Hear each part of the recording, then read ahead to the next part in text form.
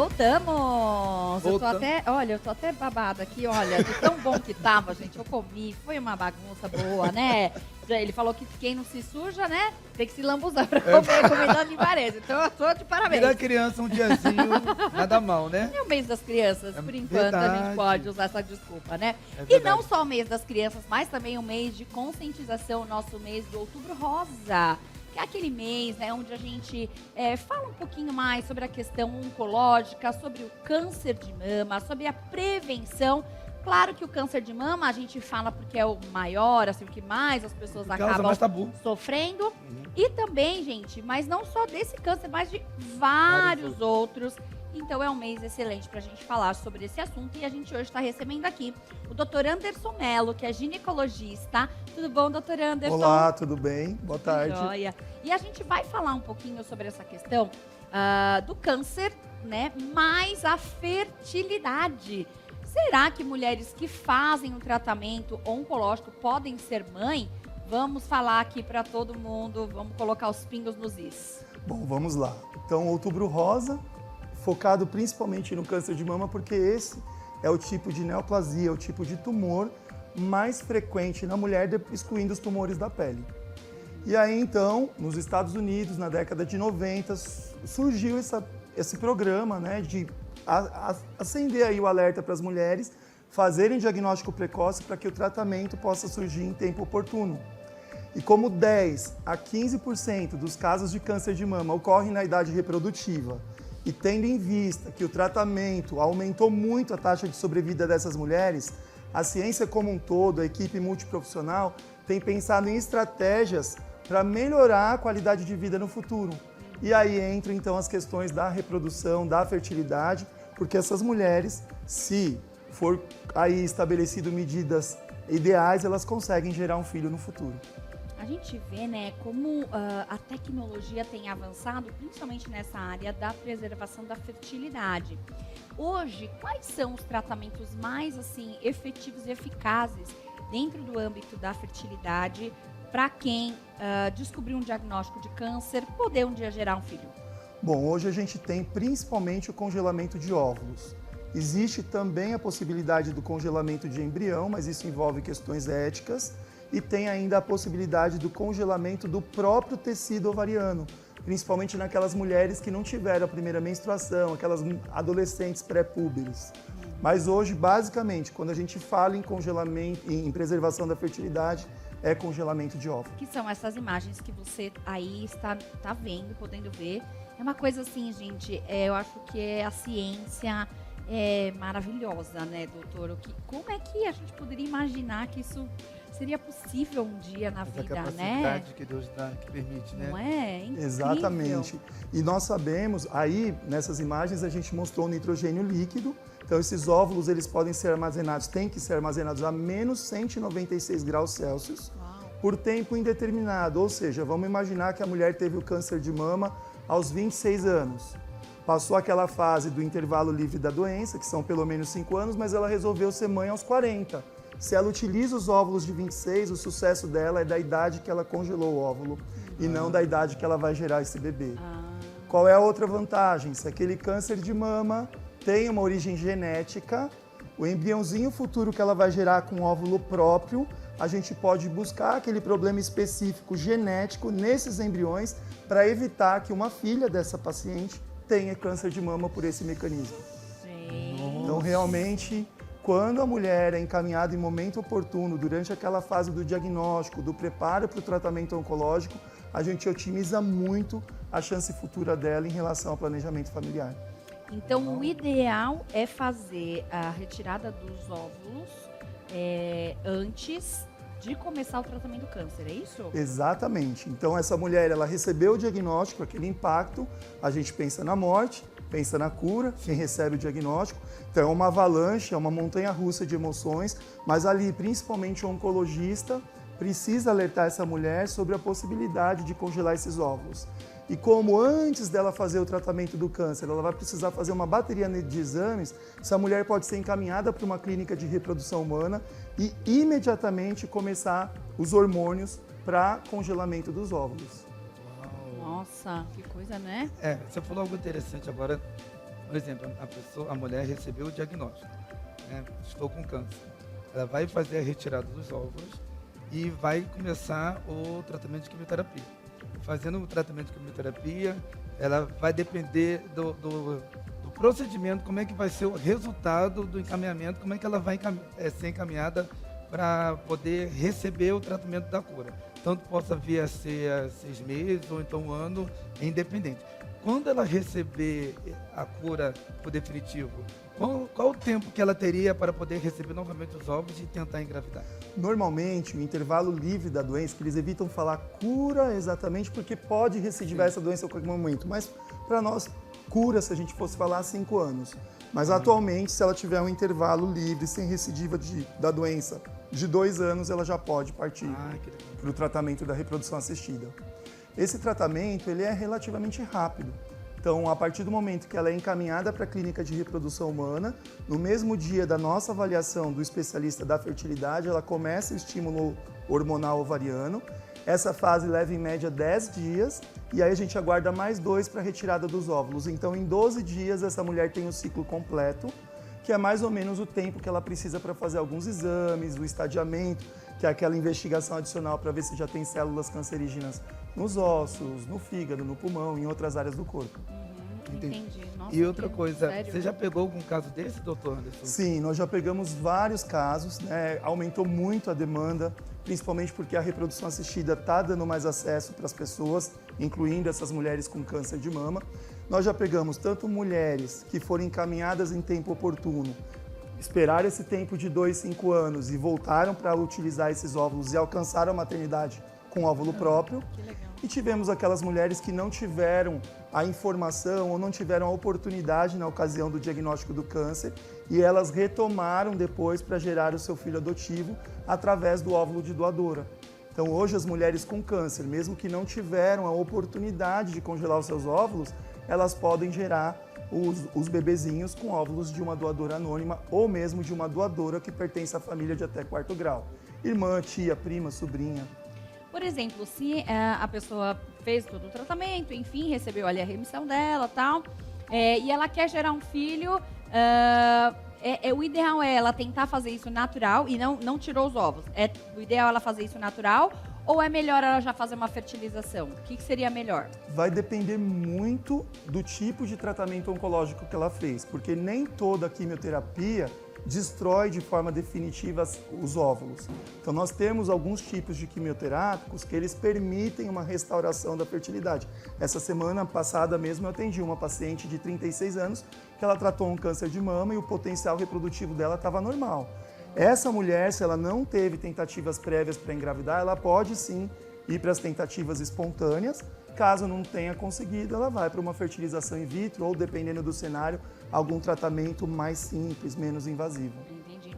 E a gente vê como as questões emocionais nesse momento são muito complicadas, né? Como é que elas chegam para você, doutor, no teu consultório? Porque ela já chega com um diagnóstico de um câncer. Aí ela, né, algumas delas desejam ser mãe. Fica abalado, Como né? é que é esse emocional aí? A gente já pega esses contextos geralmente no andamento do processo, onde a pessoa está ali naquela fase ali do choque ainda, e é muito difícil para a família, principalmente uma mulher jovem, enfrentar esse diagnóstico, principalmente quando não tem ali um apoio familiar, um apoio da rede ali dela de convívio. Mas a frase que eu gosto sempre de usar é a seguinte: que se ela foi encaminhada para congelar óvulos, é porque existe esperança no tratamento dela. A gente acredita na cura dela, a gente acredita que no futuro ela vai poder continuar a vida dela e que nesse momento teve uma virgulazinha, um novo capítulo precisou ser escrito, mas que lá na frente os objetivos dela, incluindo o sonho de ter uma família, de gerar uma criança, vai ser possível, porque se não fosse ela não estaria lá para congelar os óvulos. Muito legal, né? Ótimo, perfeito. Doutor, nós temos visto aí que quando se fala sobre a conscientização do Outubro Rosa, é divulgado revistas, sites, em todas as mídias sociais possíveis, televisão está sempre divulgando. Você sente que algumas mulheres deixam a desejar, têm se desleixado para não poder se precaver concernente a essa doença? Infelizmente, no nosso país, a gente tem uma heterogeneidade muito grande, né? Mesmo em centros como São Paulo, como lá onde nós estamos em Ribeirão Preto, a gente ainda vê uma grande parte das pessoas achando que o problema está bem distante delas. Então, esse tipo de abordagem que a gente tem feito, do Outubro Rosa, assim como tem o Setembro Amarelo, para outras ocasiões, ele visa temporariamente mobilizar. E às vezes é onde tem aqueles caminhões que a gente chama de mama móvel, e ali a pessoa já é examinada por um mastologista, ela tem a oportunidade, às vezes, de fazer a própria mamografia.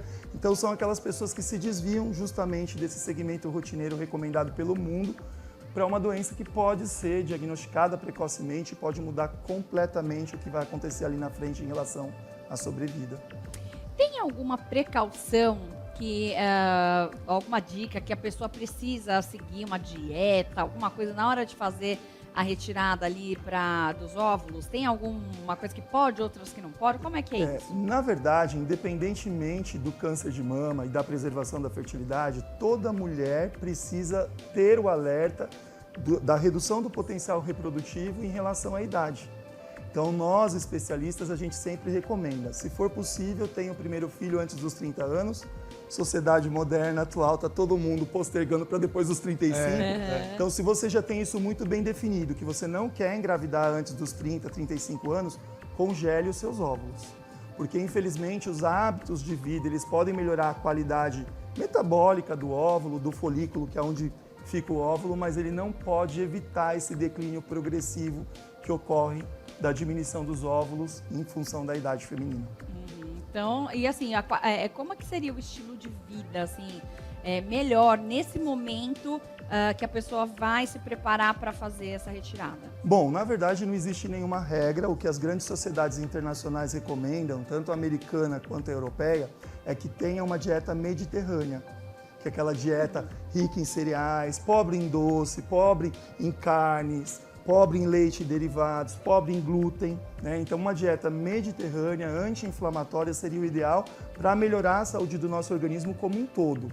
Entretanto, nós sabemos que nos casos oncológicos, por exemplo, nós não vamos ter tempo para isso, né? Existem algumas situações, por exemplo, nós temos uma médica, até se vocês quiserem trazer um dia em Ribeirão Preto, ela é ginecologista, ela teve o diagnóstico de um câncer de mama metastático. Nem a quimioterapia sistêmica é possível, com 40 anos, 39 anos. E ela radicalmente mudou o hábito de vida dela, que ela virou vegana, muita atividade física, foi cuidar da cabeça. Olha. E hoje ela está no acompanhamento, 4 anos agora, falei com ela semana passada, ela não tem, está no intervalo livre da doença já, usando quimioterápico via oral. Então a gente precisa ter uma abordagem multiprofissional, né? A gente hoje, infelizmente, medicaliza tudo, acho que simplesmente é ir lá, tomar o remédio, fazer a quimioterapia, e a origem do problema ela é muito mais ampla, ela é muito mais abrangente, envolve sim as questões emocionais. Eu acho que o drive de tudo isso, como a gente vai encarar, como vai enfrentar, depende muito do centro de comando, como você tem tudo aí no equilíbrio. Nossa, a alimentação é a chave, né? E quando falam de alimento, eu ouvi dizer que os alimentos verdes, no caso o brócolis, eu como direto, e até mesmo a couve, ela tá sempre, são alimentos que previnem o câncer. Você recomenda? Na verdade, não existe nenhuma recomendação precisa de alimentos específicos. Sim. Tem alguns, geleia real, por exemplo, cúrcuma, que podem agregar benefícios, mas não ao ponto de mudar um resultado radicalmente. Você engravida versus não engravida. Você traz mais saúde para o processo, tá? Agora, sem dúvida nenhuma que a alimentação como um todo é muito, muito, muito bem-vinda, tá? Então, hoje existem nutricionistas especializadas na fertilidade, que conduzem de forma pessoal a prescrição de polivitamínicos. Porque, na verdade, todas essas doenças, o câncer, pressão alta, diabetes, infertilidade, elas cursam com um processo inflamatório intenso. E aí, na alimentação, a gente consegue ajustar uma dieta anti-inflamatória e, consequentemente, melhorar toda a parte sistêmica, incluindo as questões reprodutivas. Hoje, mais mulheres acabam sendo acometidas pelo câncer do que homens, né? Isso ainda, ou tem, como é que tá isso? Isso, na verdade, o câncer de mama, por exemplo, é o mais frequente na mulher, tirando os cânceres de pele. Realmente tem. No homem acaba sendo a próstata, tirando os de pele também, tá? Mas proporcionalmente a gente tem incidências muito próximas de cânceres específicos, né? Porque o câncer de mama no homem é bem mais raro. Por exemplo, se a gente está falando aqui muito para as mulheres, mas vamos colocar aqui um exemplo masculino, né? O rapaz descobriu, olha, tem um câncer, enfim, principalmente na próstata também. Como é que ele pode fazer? Não teve filhos, a esposa é saudável. Qual seria aí uma opção ideal para esse casal nesse momento? Aí, para o homem, tudo é mais simples, porque a coleta do sêmen é por masturbação. No caso da idade reprodutiva, das pessoas jovens, a gente tem muitos casos de câncer de testículo, temos também o linfoma e as leucemias. Na maior parte das vezes, linfoma e leucemia, a quimioterapia desses casos não promove uma infertilidade definitiva, uma esterilidade. Mas o câncer de testículo, sim, porque vai tirar esse órgão um lado ou os dois lados. Então, nesses casos, pré-tratamento, então pré-cirurgia, pré-químio, pré-rádio, se for fazer, ele pode ir até a clínica e colher um espermograma por masturbação e você congela esses espermatozoides. Também dá. E aí também dá para fazer, e aí o espermatozoide ele é muito mais resistente ao congelamento do que o óvulo. Então ele pode colher mais de uma vez sem atrasar absolutamente nada. A parte mais complexa acaba sendo quando envolve a mulher mesmo. Né? A gente sempre sofre mais, gente. Oh, meu Deus. Eu ouvi uma história dessa, ele tocou no assunto, gente, parece até uma coisa. Eu falei assim, isso só pode ser feito no hospital, né? Em clínicas. Porque, em clínicas especializadas. Porque tem muitas pessoas que são tímidas, eu tenho que ir na clínica para poder passar por isso, né? Aquela vergonha. Tem que olhar aquela revista, né? É um momento constrangedor masculino. É um momento constrangedor, você tem que ser relatado, masculino. porque entrou no assunto, vamos dar continuidade, né? Exatamente. Porque eu falo isso porque tem muitos cristãos que estão nos assistindo, né? E não tem esse costume de ter a prática da masturbação. Isso. Eu tenho que ir na clínica mesmo, eu tenho que me masturbar, olhar para a revista, pensar em alguma coisa para poder... Porque isso morre lá, porque se não for feito rápido... É isso mesmo, doutor? Se não for feito rápido... O espermatozoide tempo fica até umas 24 horas, ele não morre. O óvulo não pode muito tempo. Geralmente, depois de 2 a 6 horas, ele já é congelado. Agora, em relação a isso que você falou, é muito comum, né? Eu mesmo trabalhei na USP, no HC, um tempo. Ouvia lá todo mundo passando no corredor que eu conhecia, fui colher um espermograma para uma pesquisa, não consegui. Falei, gente, estou ouvindo vocês aqui no corredor. Muito. Por isso que na clínica agora, a gente está no maior shopping ali do interior paulista, tirando Campinas para frente, que é Ribeirão Preto. E lá a nossa estrutura ela foi construída para manter essa privacidade. Então hoje, a gente não põe mais revista, né, porque ficava aquela coisa, tudo sujo. Então tem o headphone, se a pessoa quiser usar uma música ou quiser assistir algum vídeo, alguma coisa. Mas para essas pessoas cristãs, que às vezes têm alguma resistência, eu como cristão também posso dizer, eu acho que tem um argumento que ele traz muito bem isso. Infertilidade é uma doença, como qualquer outra. Ninguém escolhe ter a dificuldade para ter filhos. Está lá no Código Internacional de Doenças, CID-10, consta essa informação. Então, se é uma doença, você está indo buscar ajuda. E a masturbação faz parte desse processo todo, para você constituir a sua família através de um tratamento médico que Deus deixou aí para a medicina. Se vai dar certo ou não, aí é só ele que vai saber, né? Já que a gente entrou nesse assunto, tem mais algum mito dentro desse aspecto que você pode trazer para a gente? Sim, nós temos muitos mitos, principalmente em relação a óvulos de doadora, sêmen de doador. Por incrível que pareça, a gente ainda tem bastante preconceito, muita gente confundindo, às vezes, a utilização de gametas de doadores como uma certa traição. Poxa, como que você vai gerar um filho com um espermatozoide de outra pessoa dentro de você? Só que aí eu pergunto para essas pessoas, poxa, então, e um coração que está batendo de você, que é dentro de você, que é transplantado? E um rim? E um pulmão? E uma córnea? São células de outras pessoas que estão também dentro de você. Então esse é um primeiro ponto. E segundo ponto é que quando, por exemplo, nós adotamos uma criança, o especialista em reprodução fala o quê? Estamos trazendo um óvulo e um espermatozoide de 2 desconhecidos para a intimidade da nossa casa. Exatamente. A diferença do uso do óvulo e do sêmen de doador é que você está tendo a oportunidade de gerar o seu filho adotivo. Seja do ponto de vista masculino quando usa o sêmen ou feminino no caso dos óvulos. E ainda mais, né, você vai poder gerar, porque tem muita gente que fala, eu tenho medo de adotar e tal. Você vai gerar, você vai dar a oportunidade de ter aquele momento, de você saber como é ser mãe, como é o parto, como é amamentar. Então você vai ter tua gravidez como qualquer outra pessoa teria. Exatamente. Né? O vínculo é precoce, você não tem a burocratização. Você vai lá, começa a estabelecer desde o primórdio da vida daquele bebê, e quem vai dar vida para ele mesmo é quem gera, não é quem doa. Imagina, o bebê vai saber que você é a mãe, na hora que chorar vai querer você, né? Então eu acho que é uma coisa que é um mito, eu acho, né? É um mito, pessoas, esse acho que é um dos maiores mitos, preconceitos que a gente tem hoje ainda, né, em alguns casos. Tem alguns outros mitos, como por exemplo as pessoas falam, doutor Anderson, você tem que ter 1, 2, 5, 10 relações para aumentar a chance de gravidez. E na verdade a gente sabe que o espermatozoide, depois de ejaculado, sobrevive 72 horas no corpo da mulher, o óvulo 48 horas, 24 horas. Então a gente sabe que de 1 a 2 relações sexuais já seria suficiente para alcançar a maternidade, para alcançar a gravidez. O mais importante nesses casos é a gente ter um planejamento. E o que é esse planejamento? Olha, se você tem até 35 anos, esse bebê não chegou, você tem 1 ou 2 relações por semana, é hora de você procurar ajuda. Procurar ajuda não significa que você vai fazer um tratamento, mas você tem que investigar. Agora, se você tem de 35 a 39, espere 6 meses. O bebê não chegou, vai em busca do especialista. 40 anos, a investigação é imediata das causas principais. Então a gente tem essa particularidade que a gente precisa tomar cuidado para não perder a oportunidade do tratamento. E tanto homem quanto mulher, porque às vezes todo mundo fala que é a mulher que tem o problema, e aí depois, quando vai ver, no fim das contas, a mulher tá ótima, porque a gente acaba indo mais vezes ao médico, a gente faz todo ano ali, e aí fala, tá tudo bem, não consigo engravidar.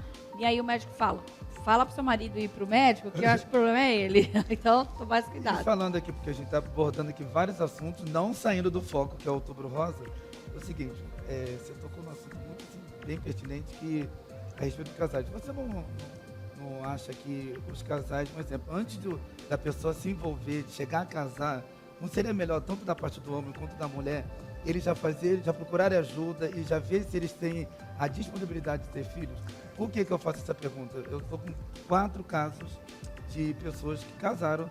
Tem uma que está há 14 anos casada e, graças a Deus, são cristãos, mas só que eles estão confiantes que vai engravidar, mas só que ela não pode ser mãe. Já tentou 3 vezes a esterilização, não conseguiu. Um outro casal, que eles estavam casados, foram tentar filho 3 anos depois de casado, e ela não sabia que ele era infértil. Era infértil. Aí o que aconteceu? Ela separou por causa disso. Eu não quero ficar com um homem que esse homem não possa me dar um filho futuro. Aí eu fiquei pensando, gente, será que não seria melhor todos os homens do mundo e as mulheres, eles já procurarem ajuda antes de se envolver no relacionamento, porque eles possam se frustrar depois de casar. Esse seria o mundo ideal. É que, infelizmente, hoje, as pessoas que não têm o envolvimento sexual antes do casamento é pequeno. Sim. Eu tenho algumas pacientes que foram para os pré-nupciais. Então, o que seriam esses pré-nupciais? Sorologias para as principais doenças que podem ser transmitidas pelo sexo, HIV, hepatite B, hepatite C, nós fizemos uma bateria, a prescrição do contraceptivo e a vacinação do HPV, do papilomavírus do condiloma. Então esse seria o mundo ideal. O homem acrescentaria aí o espermograma, né? Até mesmo para você saber o que você pode encontrar ali na frente. Mas infelizmente essa precocidade, esse planejamento pré-matrimônio, praticamente hoje não está existindo, né? Agora a gente tem que tomar um cuidado, porque mesmo que o homem não tenha espermatozoides no ejaculado, não necessariamente ele não tem espermatozoides. Ele pode nascer sem uma parte anatômica da uretra, ali do canal do xixi, onde ocorre a ejaculação, e do testículo, ele nasce sem um canal que liga essas duas estruturas e a produção dele está perfeita. Ele só não consegue ter os espermatozoides no ejaculado. E para isso, então, existe a medicina reprodutiva, onde você pode ir lá direto no testículo, na região lateral do testículo, e com uma agulhinha você conseguir esses espermatozoides, fazer a fertilização in vitro e ele ter um filho com patrimônio genético próprio. Olha que legal. Então você vê como é a tecnologia. Por isso que é bom a gente estar informado. Eu quero que você deixe aqui, conhecimento é tudo. Quero que você deixe aqui uma mensagem para as mulheres que estão aí enfrentando o câncer, o tratamento oncológico, que desejam aí ter filhos. Eu queria que você deixasse aí uma mensagem final para elas terem essa esperança, né, de poderem gerar também. Vamos lá. Eu acho que a principal palavra seria fé com resiliência. Se você está tendo a oportunidade de ser encaminhada para fazer um tratamento oncológico e nesse meio tempo você teve a oportunidade de também ser encaminhada para uma clínica de reprodução humana, é porque tanto o seu especialista do câncer quanto a gente que trabalha com as pessoas que têm dificuldade para ter filhos ou que planejam ter filhos no futuro, acreditamos no sucesso da cura, no sucesso desse tratamento. Então siga em frente, congele seus óvulos e lá na frente você vai ter a sua família. Glória. Muito bom. Deixa os seus contatos pra gente, quem estiver nos assistindo, tiver mais interesse sobre o assunto. Por favor. Perfeito. O site da nossa clínica é em Ribeirão Preto, é www.ceferp.com.br. Meu Instagram é dr_anderson_melo. Para quem quiser, a gente coloca muito conteúdo. Tem o Insta também do Ceferp, @_Ceferp. Muito bom. Olha, não deixe de ser feliz por conta, né, às vezes, da falta de informação. Verdade. E nem de sonhar, porque às vezes é tão simples, algo tão simples, que você pode aí Fica conquistar. fica tardando. Não é? Eu tenho medo. Cuide-se, Eu já vou me cuide-se. consultar com o doutor.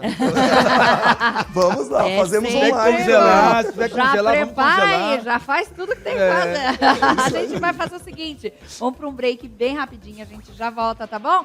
Não sai daí não! Rapidinho. Gente,